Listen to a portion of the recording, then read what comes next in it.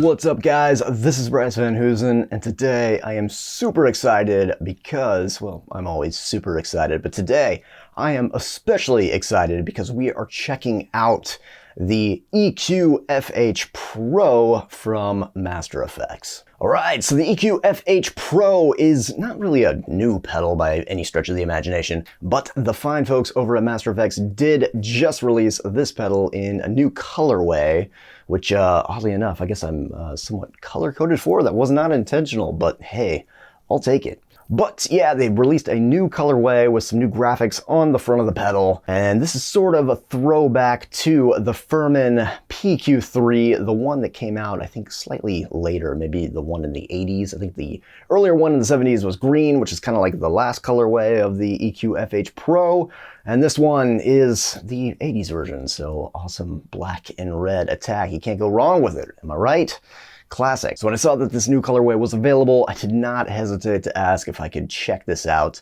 And the fine folks over at Master Effects, thankfully they obliged and sent me one of these. So hell yeah, I'm super excited. It's a super fun pedal. In fact, I used it last week when I played with my band Silver Talon opening for Overkill. All right, so what is it? EQFH Pro? Well, basically it's a parametric EQ. As you can see, it is a 3-band parametric EQ, and EQFH, meaning EQ, equalizer from hell, right? Throwing back to kind of a classic staple of something that was in Dimebag's rig, which was the Furman PQ3, which he was pretty famous for having in his rack. So the EQFH Pro is, to my knowledge, the most faithful recreation of the classic Furman PQ3, which is really hard to find. They don't make it anymore, obviously, but in a friendly pedal board format. So back in the day, a lot of guys would use these to kind of boost and sort of really hit the front end of their amps really hard, harder than any kind of pedal. So in classic kind of 80s fashion, right, I'm playing my old school Charvel Dinky with a snakeskin wrapped body. This neck is from 1986 into this here Marshall Vintage Modern, which I have modded. But basically I've restored this 50-watt combo on the 2 channels. So the low dynamic range is basically like a Plexi 1987 circuit. So we got Plexi with Furman PQ3, and this is a trick that a lot of older guitar players, such as like Warren DeMartini, Doug Aldrich, etc., would have done back in the day to kind of, you know, make the Plexi, which doesn't have a lot of gain, sound a little more pissed off and a little more rock and roll. And that sounds like this. No pedals.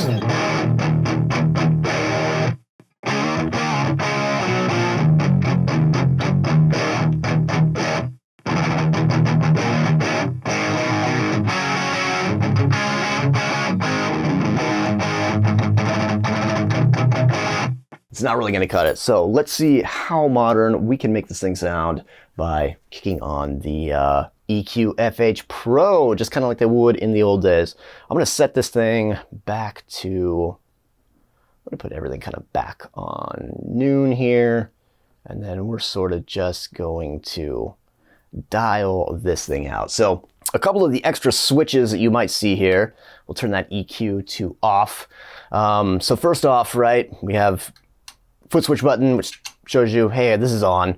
You can turn the EQ off, which means that only the level is engaged, right? So, and I think that this is plus 20 dB also. So you kind of got to balance the frequency band, the volume there, and then the overall level together to sort of get this right. There's a high and a low input, right? So low is basically instrument level, and then high is basically you're going into your effects loop. So right now, right, I'm going straight into the front, just kind of like old school guys would do it back in the day before effects loops. So we're boosting with this guy here.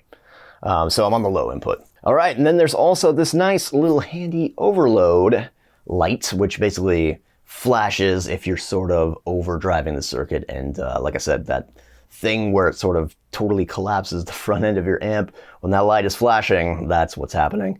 And the original EQFH didn't have that, so this is really nice. You could still blow out kind of the front of your amp or something like that with the EQFH. But the EQFH Pro has this, and it has the lights, so man, again, hearing things with my eyes makes it super easy. All right, so here we go.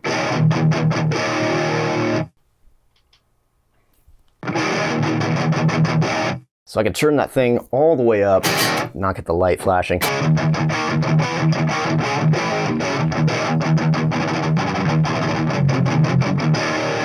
Here it is off.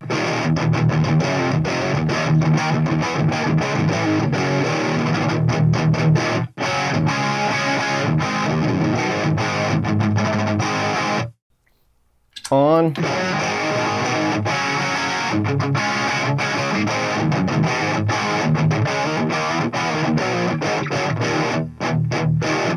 All right, there we go. So we're getting a little bit of a volume boost, and it's just, you know, clean boost.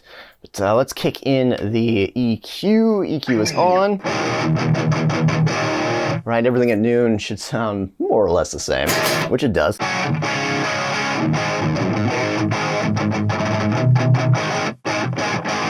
So what do I want here? My goal, obviously, you know, if I think about kind of how a tube screamer sort of works, is going to cut the bass. It's probably going to crank the mids, and then we'll sort of dial in the high to get, you know, kind of a nice crispy sort of attack here. So what do I want to do? Let's see. Let me go ahead. Oh, I can't see. You guys can. I'm going to put this on 800. And then let's see where we get here.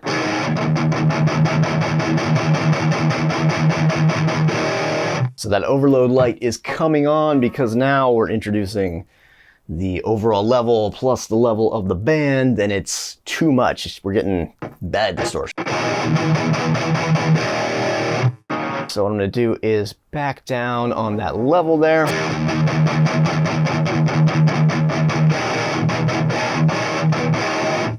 All right, if I hit really hard and it comes on, I guess that's okay. So what do I want? Do I want this band? Let's see.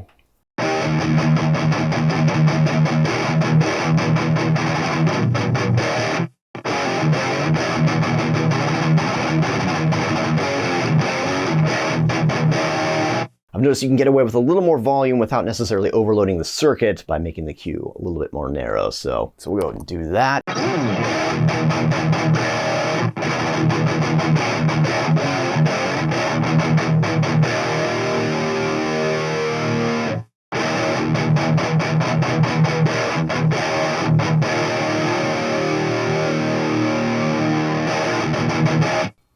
All right, let's cut some of these lows here. What do I got? Low right in the middle. That's probably like 150. Yeah,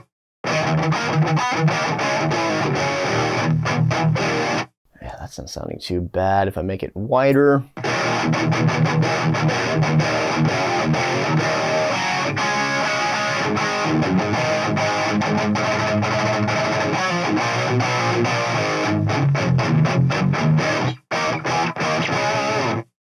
All right, that sounded pretty good. That's what we got before, after.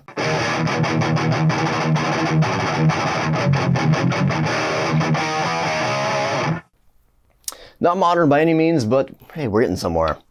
All right, I might actually want this a little bit lower. Let's go 100.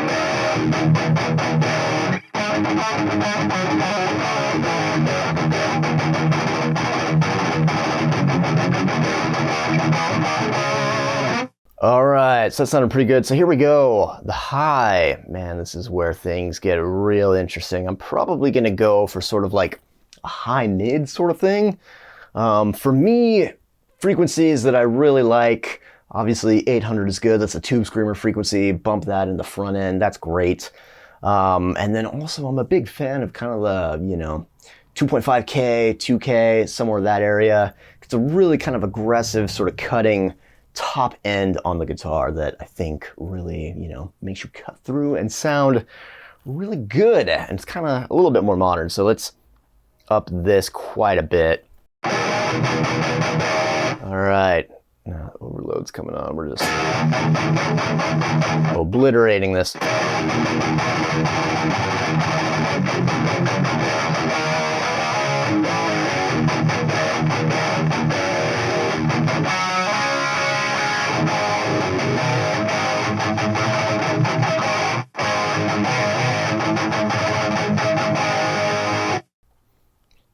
that is sounding pretty good.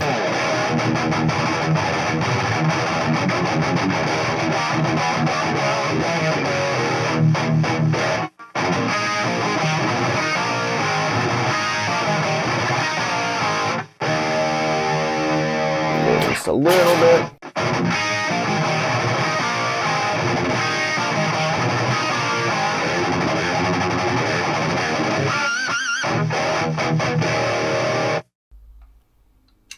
And again, what we had before.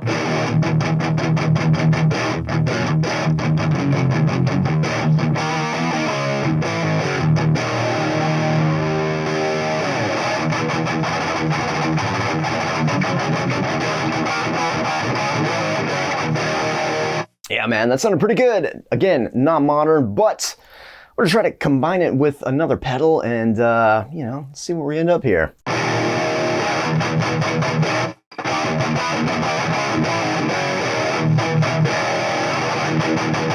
All right, so I just kicked on the new Abduction Compressor. This is a new compressor pedal from the fine folks over at This Heavy Earth. They let me check this one out, and it sounds absolutely fantastic. I'll be making a video about this one soon enough, rest assured. Okay, but all right, so we are clipping the level here quite a bit.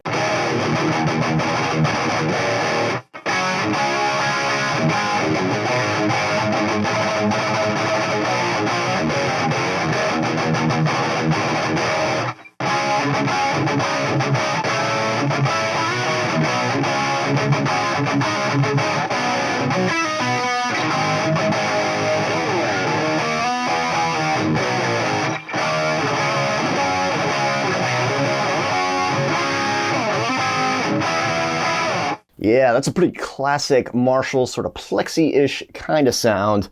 Can we take it one step further here? And I don't have the old school blue MXR 6-band, but I do have this weird little 7-band EQ that I picked up on Amazon that has some interesting band ranges, I think. But yeah, let's check this out. This will kind of be sort of the Dimebag method, I guess.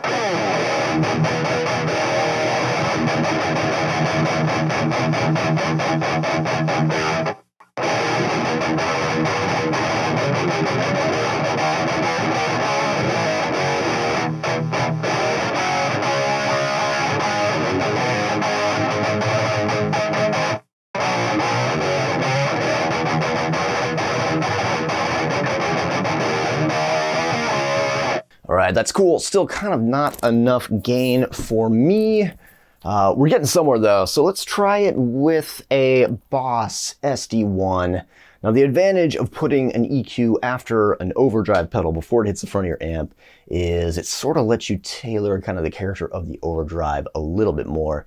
And this is something I like to do a lot, just to kind of get something that sounds, you know, maybe a little more unique than you might otherwise achieve.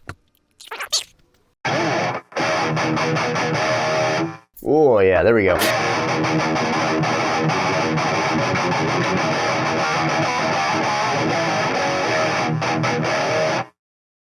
Okay, so without.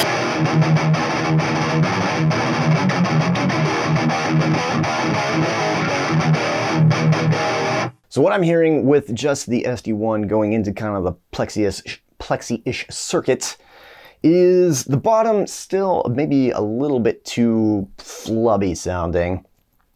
And I kind of just want a little bit more of a crispy top end. So I think we got a little bit too much here. I like the low end, that's good. I'm gonna maybe make it a little bit lower. We'll make the bandwidth a little less. These mids, I probably don't need to bump as much. We could probably get a whole hell of a lot more volume here.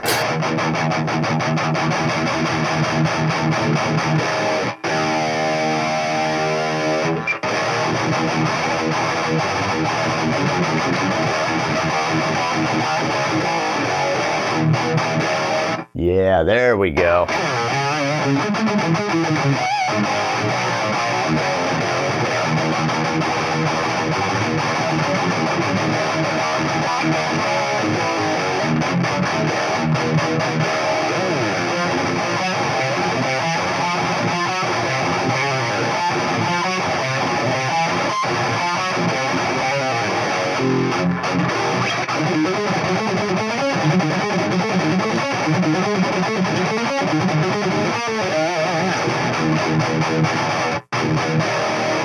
Yeah, all right.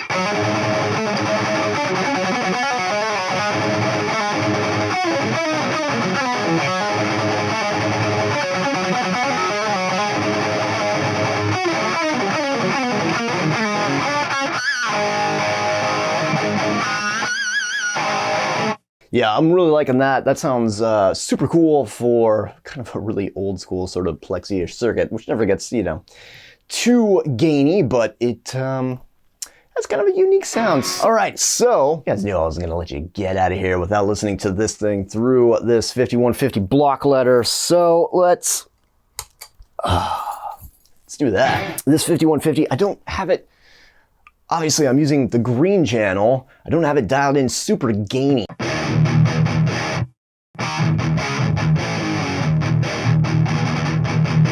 Yeah, that's not impressing anybody.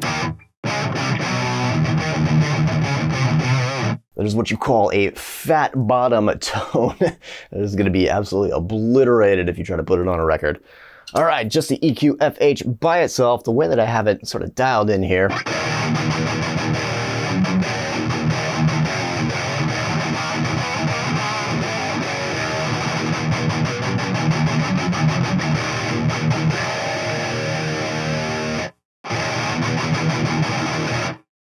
All right, I wonder if I can make this sound even more aggressive.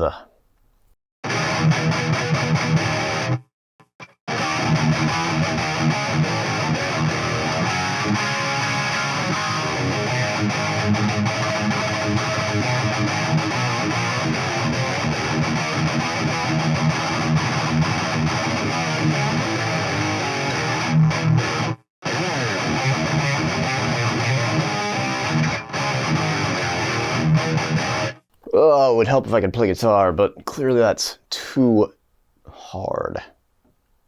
All right, 2.5K, let's see here. Ooh. All right, what happens if we scoop these mids? Scoop them out.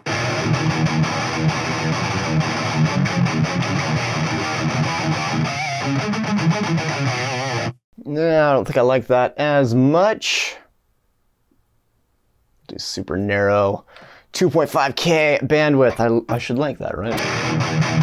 And I do.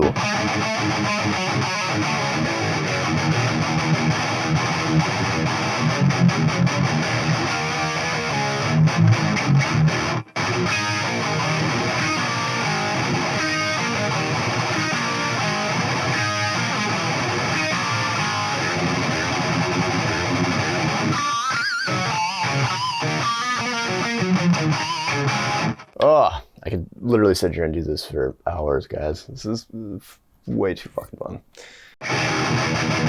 All right, cut the bottom a little bit. I think I'm getting...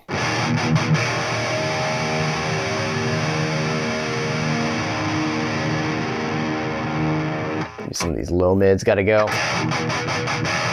Ooh, yeah, that's leaning it out quite a bit there.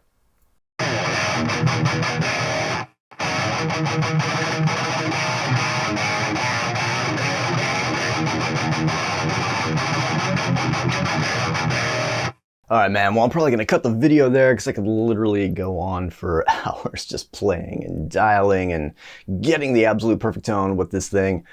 It's super versatile, as you can hear. We could use it in a number of different ways, a number of different applications, whether you're just trying to kind of, you know, juice something up that's super vintage while still maintaining kind of that vintage Marshall plexi character. As well as going into sort of a JCM 800, using it in conjunction with an extra EQ or a boost or a compressor, anything like that. It's going to add something, and it's going to be able to kind of take your tone a little bit to the next level. If there's something that you're hearing that you want to kind of improve between, you know, your boost pedal and your amp, man, EQFH Pro, this parametric EQ is, yeah, it's gonna get you there. Highly, highly recommend it. And that is the Master Effects EQFH Pro, a faithful recreation in stomp box format of the old school Furman PQ3. Check it out, man. If you liked what you heard, Yeah, give them a look. All right, and I am Bryce Van Hoosen. If you're into this kind of, super nerdy guitar tone expose BS, go ahead and give me a follow, a subscribe, and a like. Helps out in the algorithm, and, I appreciate it. All right, I am Bryce Van Hoosen. I will see you in the next one.